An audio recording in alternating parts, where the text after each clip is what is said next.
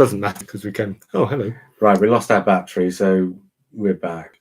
If anybody's still around to find us, and if not, you can always catch up with this second bit on YouTube. Yeah. So I'm assuming it'll be there. Yeah. What were we in the middle of saying? I don't know, but we're not recording yet. Yes, no, I turned it off and back on. Oh, cool. So that I can just jump us in with wherever we are. Roy was talking about the chronology. Yeah. I think you're right that it's attractive. Yeah. But to be a successful movie, I think it's enough to have that kind of chronology peppered through inconsequentially. I think it would be a mistake to do like a 5 Doctors. Case in point, have the new Star Trek movies brought in new fans?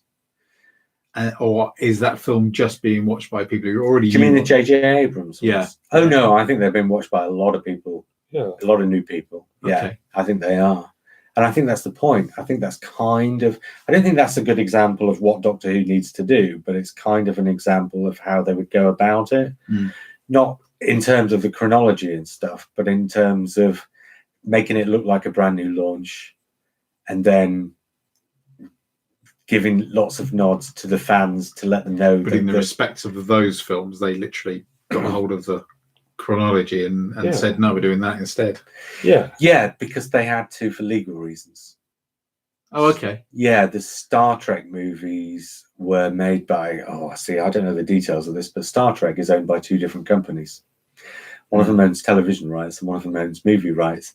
And they have got back together now, I believe. So would it be Paramount and CBS? Something like that? I think it's CBS, isn't it? Because it was Desilu.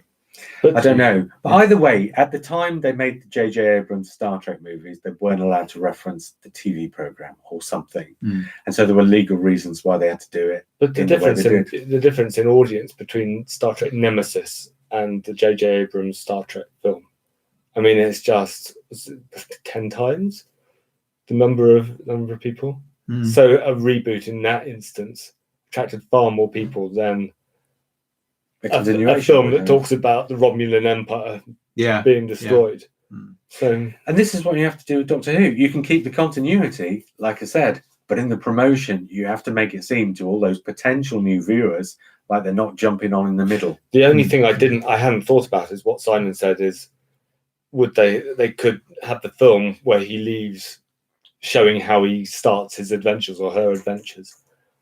And that's a possible reset, but I don't think they do that because the series didn't bother doing that. Well, yeah, but because the series didn't bother doing that, that leaves it open for them to potentially be able to. As you say, Rose was a prime example of how you can hit the ground running. Yeah, and that's probably the way to do it. Yeah. The trouble is doing that while the program's already on air.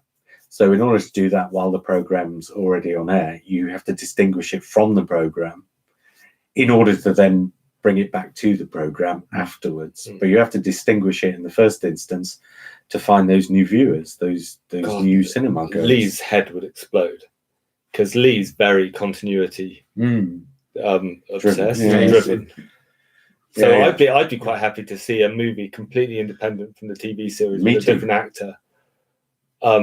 I'd like to see a movie franchise and a series running independently. So long as the main elements, I like the police box TARDIS because it comforts me. The Daleks are a good design, so that makes sense. And the idea, so long as they don't stray too far from the central idea, the more the merrier, as far as I'm concerned. It's the on the creative side of that what I find really exciting about that idea is this idea of going back to the old stories and doing new versions of them. Because let's have that conversation.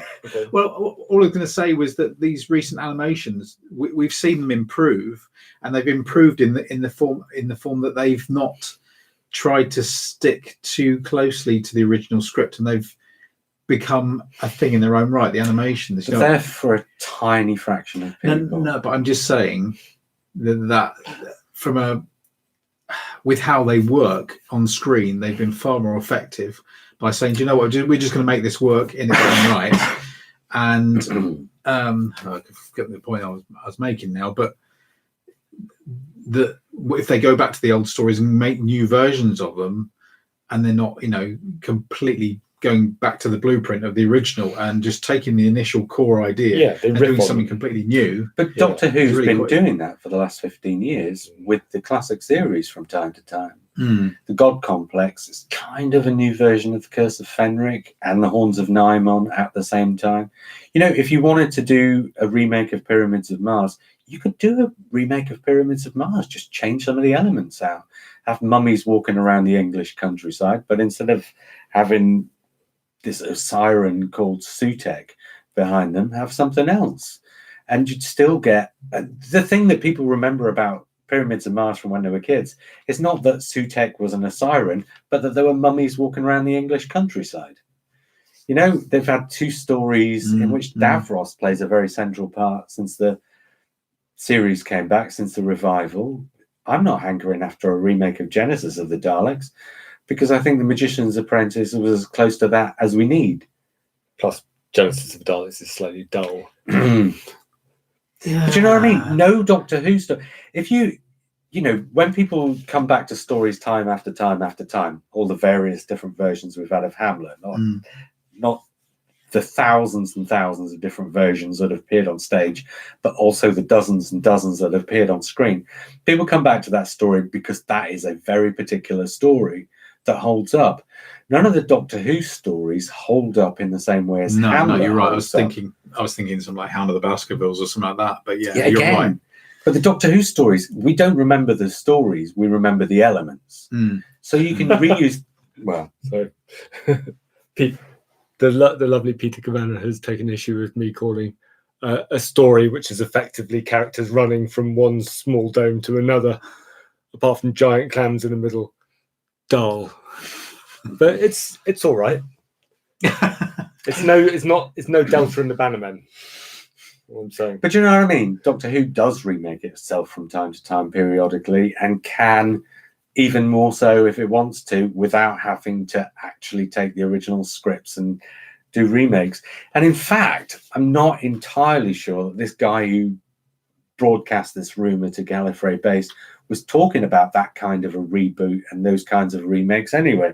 And when somebody brought up, are you talking about remakes of old stories? This is the really bizarre comment he came up with. With regards to remaking classic existing episodes down the line, I don't think it's impossible to adapt the Target books with a consistent and new cast of characters. So the Target books are essentially the script with he said, she said, and a bit of description in between. And he thinks it makes more sense to adapt the Target books than the actual scripts, which is a very strange it's a comment. weird thing to say, but going back to the Hound of the Baskervilles parallel, maybe he thinks that if something's in a book, there's a slight abstraction from the TV series, so then you can just turn it into the bare bones of a story and then remake it. But isn't this the rumor that doesn't this go back to the Paul McGann series? So it's all sort of slightly. Oh, we have another comment from the rude Roy Fokker. Well, you're getting so obsessed with the comments, you didn't even finish what you were saying. Sorry? Who cares? What was I saying? God knows. No, I think I had said it that maybe this is where he was going. Oh, he's talking. No, Roy Fokker's talking about. Well, this is what I'm saying. I'm more interested in remaking the new novels like NA's New Adventures, EDA's Eighth Doctor Adventures, etc. Human Nature shows the way an old story can be made on TV brilliantly. There are dozens of good stories in the books. Well, this is what I was going to say. I wonder, this bizarre comment about the Target books from the guy who came out with the rumor. I wonder if that was a mistype and he actually meant the Virgin books. Oh, maybe, because that makes more sense to me. I agree with Roy that the continuation novels are a rich kind of scene. Because we not just had Human Nature, but we also Daleks because it doesn't have to be as close as Human Nature was. And actually, if you've read the book, Human Nature isn't as close as you probably imagine it to be. But Daleks started life as oh God, what was it called? But a big finish. Jubilee. Jubilee. That's it. And spare parts as well. There are elements of spare parts in Rise of the Cybermen. So and there are elements of spare parts in, let's face it, if we're honest, World Enough and Time. And Chimes of Midnight was going to... Chimes off, Chimes at Midnight? Chimes at Midnight. Chimes off. Is it Chimes of Midnight? Was going to be in Series 6. Was it? Yeah. Was it? Yes. That's straight from the mouth of Rob Shearman. Not saying. That's straight from the mouth of Rob Shearman. But so it's not like there's not a little bit of history of the BBC series in the 21st century looking to the wilderness years fiction, for want of a better description, for inspiration. And that is the Hound of the Baskervilles parallel, because there's something about the Big Finish audios and the continuation novels that they don't have that kind of. It's almost like they don't have the weight of the television series around without it. paraphrasing, they're unbound, aren't they? Yeah, yeah, Yeah. Which makes You them think right. about something like Just War, right you know, for it would be a adaptation. proper adaptation. You would And be we're talking adapting a novel, and wouldn't we're you? talking about adaptations rather than remakes. And the thing about a lot of those novels is they're too expensive for the TV series as it stands now, really. A lot of them. Especially some of the more interesting ones that you might want to do. Transit would be interesting. So Yeah. it would be I It like would be- Transit. it would be perfectly feasible for any new television series to have a number of these among its, not necessarily direct adaptations, but inspiring it. Because let's face it, Russell T Davies's Doctor Who was in part inspired by the New Adventures anyway, by the way they took the characters of the Seventh Doctor and Ace and developed them after it had finished on TV. Doctor Who on TV was getting to a place where it is now by the end of the 1980s. And then in the 1990s, in the novels, it continued and found that place, essentially.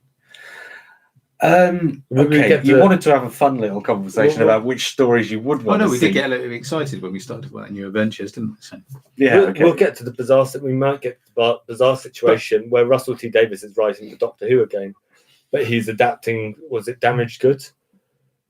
I think Which he's Russell T adapted Davies. for audio, and then he'll I think Russell T Davies would write the movie in 2023 or whenever. I think it's nailed on that Russell T Davies would be the perfect person to write it. I think there's a good chance that the Bad Wolf production company that Jane Tranter and Julie Gardner set up would have something to do with setting up the movie. I think Russell T Davies would be their first port of call. Wouldn't Stephen Moffat be more likely, because Stephen Moffat's written movies before?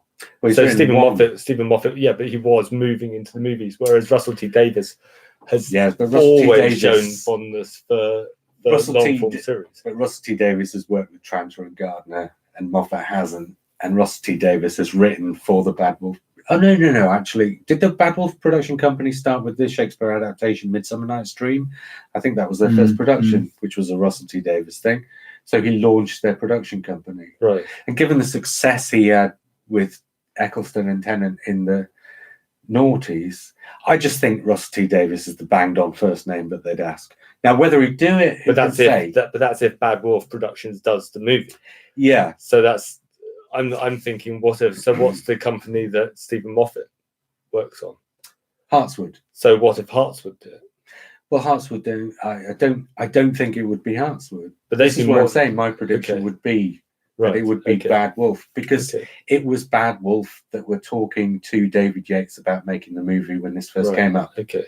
So Bad Wolf were going to be part of the production process when this first came up. Okay. So Bad Wolf already have history with this movie, whatever it turns out to be. Now, it could become something completely different, but my prediction would be that Bad Wolf would be part of pulling the partners together, and that Russell T Davies would be the first name that they asked. Now, that doesn't mean Russell T Davies would do it, but then you look at Russell T Davies and say, would you like to write a movie of something that you know inside out? Would he say no?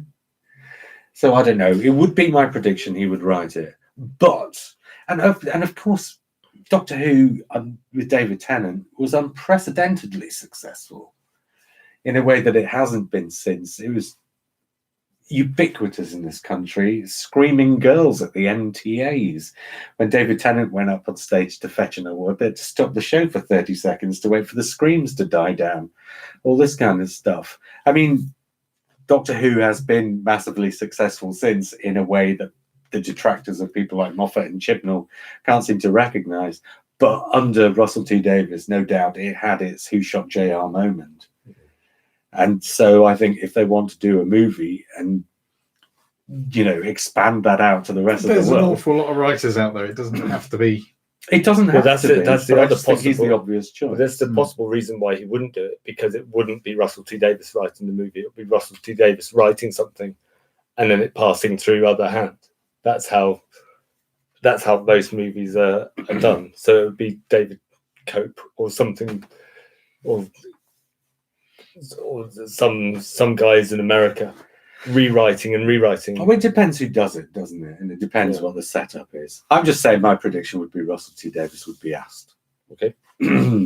One thing we've not mentioned that this guy came up with a lot of, and which is a very murky area to get into, and without lots of facts and figures in front of you, it's difficult to do it justice, but that we do have precedent for in the early 1990s is the legal technicalities. Now, one of the reasons why he suggests that post the movie it would have to be a reboot, and one of the reasons he suggests that pre the movie you'd have to knock Doctor Who as it stands on the head and consign that to what he describes as a legacy brand, is because of the merchandising rights. So, and I don't think that's as important as he makes out, but for example, if you've got a toy of a Dalek, who gets the money from that? The BBC or Netflix? Because if that's Dalek's been sold off of the back of the Netflix TV series, I'm using Netflix as an example, obviously, but if it's sold off the back of the Netflix TV series, what share did Netflix get and what share did the BBC get? So you have to make a distinction. And I don't think we've really got time to do this justice and go into it, so we'll just do this briefly. But so one of the reasons he cites for the reboot is this distinction between who gets what profits from what merchandise. And this is the thing about this kind of merchandising, is it's all about the visuals rather than the intellectual property. So a Dalek, so this is why, for instance, Universal own the Eric Roberts Master, but the BBC own the Master, because the visual appearance of the Eric Roberts Master is from the Universal movie, whereas the character as an intellectual property is owned by the BBC.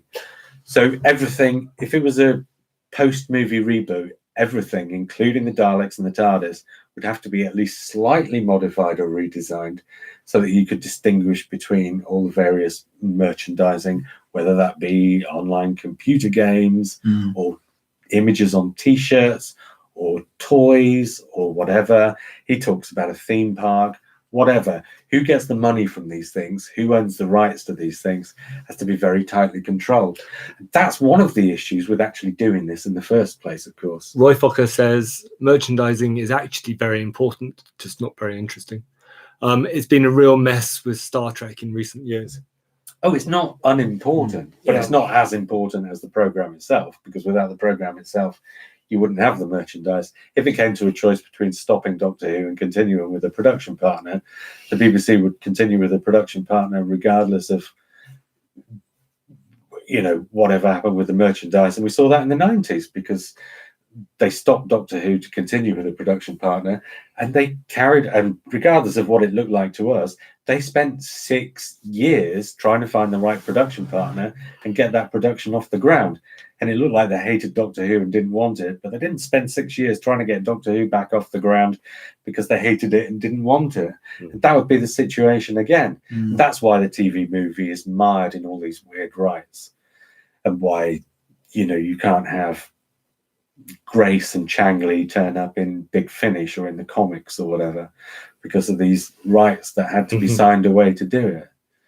So these things aren't inconsequential, but they have to take second place to getting the thing done in the first place. But they do have a massive influence on how that thing gets done, as we found out in the 1990s. But like I say, that's a conversation that could take an hour in itself. So I guess I'm just leaving that at the end of the podcast as this is the other consideration. Right, has anybody else got anything else they want to bring up? Because I've been talking for, mostly me, for about an hour and 20 We minutes. are about the mannequins. And this was supposed to be maybe half an hour. Yeah. I don't have My much. voice has been going for- beyond my repeated view that this guy seems to be pulling on a number of theories, some of which he's obviously sort of generated in his own head, which I reserve the right to have that bit edited out just in case a movie is announced for 2023, followed by a hard reboot.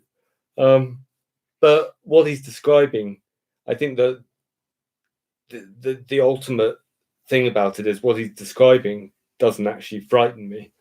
And it actually makes me feel he's not saying Doctor Who is dead.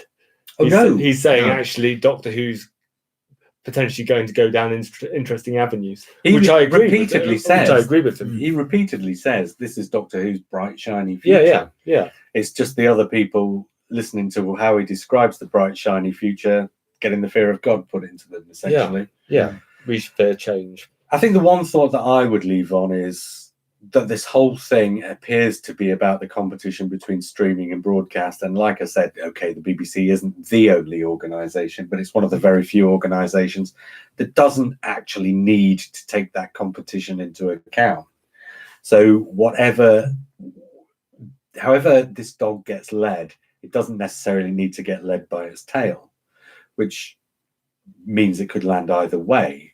But it just means it's something that distinguishes it from any other kind of deals that would take place in this marketplace. Simon, any final thoughts from you? No, I mean, when I read the initial... when I read the That's initial... short for not yet, isn't it? When I read the initial write-up, I thought a lot of it was, fairly well worded and sounded fairly cohesive, but when you start looking between the lines, and then there are certain little opinions that creep in, like you say, that's what undermines it. He sounds like he's full of bollocks, but I think the things that he's heard, I suspect the things that he's heard have some kind of basis in fact. Now, I don't think these deals are necessarily done because they're so far down the line. They're in pre-development, if anything. So the BBC might be talking to Netflix or whomsoever, but HBO Max, about potentially doing this, but I don't think it's necessarily happening. But also the convincing things that he says, you don't need to have like a special secret contact within the series. No, you just have to think, well, what might happen? Oh, okay, that might happen. And you can consolidate some things that you've already heard. Yeah. Oh, for example, We've Got This Covered is an entertainment website. And they posted 2 days ago, heard from our sources, the same ones who told us Robert Pattinson had beaten out Nicholas Hoult for the role of Batman, which must have turned out to be true. It did, didn't it? Yes. And that Disney was developing an Aladdin sequel, both of which you now know to be true, that a Doctor Who movie could be in the works. We're filing this one as a rumour for now, although since we can't confirm that it's definitely happening, only that it's recently been talks about this project, which would be disconnected from the TV series and have a different actor as the time traveller. They say the idea is to stick with a female Doctor, but just not Jodie Whittaker. And apparently it would be a co-production between one of the major Hollywood studios and the BBC. The plan being to make it a real blockbuster. It's Donald Trump style rumours. I've heard, or people are saying this and this. But I think the point of this is that the BBC are in talks with somebody about doing this. So it may or may not happen. But I think the fact that they've reported it shows that the talks are happening, which is my perspective on this whole thing. All these things are probably in the talk stages, and final decisions one way or the other probably haven't happened yet because we're talking 4 years down the line, basically. But that could be any project. Exactly. Rent-A-Ghost movie. Exactly. Been talked about for years and years. But you put together the Rent-A-Ghost fact... is far more important than Doctor Who. But you put together the fact Obviously. Peter. You put together the idea of the BBC being in talks about these things, and Matt's suggestion that all of these things are sensible things to think about doing in the future, and you say 4 years down the line, then these things probably will then happen. Because if they're already in talks about sensible things to do, then the sensible thing would be to do the sensible things that they're in talks about doing, right? That would be sensible. So whether this guy's got the wrong end of the stick, but whatever, he's heard something from somewhere. It's not just the entire thing's not come out of his imagination. He's reporting what he's heard. As always, somewhere. We've been here before with rumours where, it feels like this big shiny thing that that somebody's come up with. It's, oh my God, this rumor. And then you realize when you start pulling it apart that it's all bits and pieces that we've heard before, just wrapped up in a slightly different way. Welcome to Gallifrey. No? Peace. I think there's something behind this. Okay. I wouldn't like to say that any of the things he suggests will definitely happen. I think there's something behind this. I think he's full of shit, but I think there's something behind it. And on that note, right, next time we get together to talk Doctor Who, we are going to, each of the four of us, because Lee will be back then, hopefully, we are each of the four of, oh, we've got another comment? Oh, That's interrupting for comments. Peter Kavanagh is asking for a confirmatory referendum. He doesn't think he likes it. There we go. People's vote. But it gets political. Yeah. We are going to... People that voted for Brexit are allowed to drive cars. I was driving on the motorway the other day, and I suddenly realised I could be surrounded by people that actually voted Brexit. Terrifying. Absolutely right. Okay, next time we get together... It's more concerning if they're driving the bus that you're on. Oh, that would be bad. Have Have you seen the end of The Italian Job? Yes. Well, if that's not a metaphor for the Brexit bus, I don't know what is. Oh my God. Sorry, go on. You were saying? Well, that's the gold going off the cliff, isn't it? You save the people, but the gold goes with the bus. Next time we get together, we are going to have a conversation about all the things that made us set up while we were watching Doctor Who on broadcast and say what the actual is going on. So this is not necessarily going to be terrible things, and it's not going to be conceptual things. Okay. But this is going to be the things that just made us scratch our heads while we were watching Doctor Who. Doctor WTF. We'll have a film club later this month. Okay, I'm saying this for the sake of anybody who may be watching this, who doesn't know what goes on the rest of our feed. But, I mean, if you look on the other videos that are on YouTube next to this one, you can find links if you do want to go and find us. We do a thing called Film Club. Desert Planet Picks. Oh, my God. Yeah, I was going to get to it. All right, come on. I was going to say what Film Club is. Go on, we then. just do hour-long episodes Yeah, reviewing films. Explain what I was Film just Club is. joining in. Well, we've Sorry, reviewed- I'll go back to mannequin mode. Okay, well, we've reviewed things like the Daniel Craig Bond films and Day of the Triffids and Steven Spielberg's War of the Worlds and We did do all that. yes, and various things. And this month we are doing THX 1138 and American Graffiti by way of arriving at the end of the Star Wars saga. We also do a thing called Desert Planet Picks. And What Happens Well, you in That? do. And What Happens in That? Seeing as you so You eager to talk some about it. more. I So don't people- talk some more, no, do yeah, I? No. Yeah, the difference is you let other people talk, Yeah. just not us. Desert Planet Picks is exactly what it sounds like, and I get people like, well, I've had some great people on there. haven't I?" Amazing people. I've had some other podcasters, some Doctor Who writers, people like Nicholas Briggs, the voice of the Daleks, and all sorts of people have been on there. Authors. And lots of people not connected with Doctor Who, like Doctor Who, and some people not connected with Doctor Who, with no interest in Doctor Who, because I'd like it to be a bit wider than just being about Doctor Who, and it's exactly what it sounds like. And we talk about them and their careers for a bit, and then they pick 8 things they'd like to take to a desert planet. And we've all done them too when we started the feed. And we also have something called... Film Club International, where I talk about films that nobody's seen, but they should. It's very much a loss leader. And in future, we'll be But talking there are about some jump-on points in there. There's There'll things like My Neighbor Totoro. Yeah. We're going to be talking about Amadeus, which is quite a big film at some point, if you can watch it. We're going to talk about Jim Jarmusch at some point, and we're getting comments. The Russian sailor, that's you, Simon, Yeah. is getting cranky. Yeah, he I'm does. tired. No one talks about Film Club. That's the first rule. He's also renamed himself Rude Roy Fucker, which is my Bless him. fault, I think. So yeah, Film Club International. That's one that JR doesn't get involved with very much. So yeah, I've been on one. that's nice. And Roy, if you think that's cranky, you need to go back to some of our old Blue Box podcasts. Yes, we've got about 330 odd Blue Box podcasts at starburstmagazine.com. If you want to find out what we were doing before this. There are some really cranky moments on there. And also in about a month, we'll have our first TV club, which will be a review of the new War of the Worlds. But until we come back and speak again soon, I was JR. I was Matt. And I was Simon. And we will speak again soon. Bye-bye. Right, I'll turn that off. Do you want me to finish You this? can turn that off. You can Okay. smile at Let's the not camera for a wave bit. and Bye. smile. Thank you, We did it. everybody. Thank you. Bye. And